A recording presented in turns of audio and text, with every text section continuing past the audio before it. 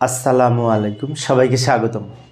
ICT বিষয়ের পঞ্চম অধ্যায়ের এই যে পঞ্চম প্রজন্মের ভাষা বা 5GL কি, তাই না?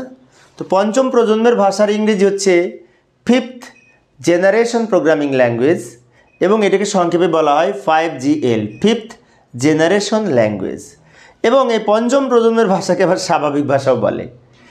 তাহলে পঞ্চম প্রজন্মের ভাষার আরেক নাম 5GL, যার এটার ইংরেজিতে সংক্ষেপ, এবং এই পঞ্চম প্রজন্মের ভাষাকে স্বাভাবিক ভাষা বা ন্যাচারাল ল্যাঙ্গুয়েজ বলা হয়। তাহলে এটা কাকে বলে যদি লিখতে হয় পরীক্ষায়, তাহলে কীভাবে লিখবো? তো এইভাবে লিখতে পারি 1 মার্কের জন্য। প্রথমে লিখব 5GL এর পূর্ণরূপ হলো ফিফথ জেনারেশন প্রোগ্রামিং ল্যাঙ্গুয়েজ, অথবা কেউ যদি লেখে ফিফথ জেনারেশন ল্যাঙ্গুয়েজ, তাও হবে। প্রোগ্রামিং কথাটা যুক্ত করেছি। এখন এই ধরনের ভাষাকে মেশিন ভাষায় রূপান্তর করার জন্য কৃত্রিম বুদ্ধিমত্তা প্রয়োগ করা হয়। তো আমরা চতুর্থ প্রজন্মের ভাষা বা উচ্চ প্রোগ্রামের ভাষাকে যখন আমরা মেশিন ভাষায় রূপান্তর করি, তখন কি করি? এই কম্পাইলার ব্যবহার করি, অনুবাদক প্রোগ্রাম ব্যবহার করি, তাই না?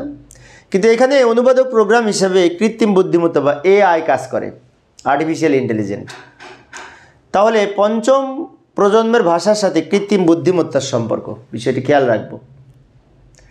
আমরা কয়েকটা উদাহরণ দেখতে পারি পঞ্চম প্রজন্মের ভাষা কি কি আছে। আরও আছে, আমি কয়েকটা ইত্যাদি মানে কি আরও আছে, আমি 3টা উপস্থাপন করেছি। Prolog, OPS 5, mercury.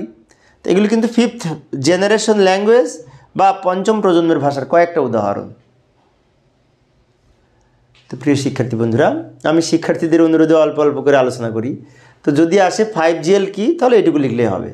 আমি এই ব্যাখ্যা এখানে কয়েকটা উদাহরণ দিয়েছি, যাতে আমাদের MCQ আসলে আমরা পারি। তো আমি অবশ্য অল্প অল্প করে আলোচনা করি শিক্ষার্থীদের অনুরোধে। পরে ক্লাসটি দেখার আমন্ত্রণ রইল। খুদা হাফেজ।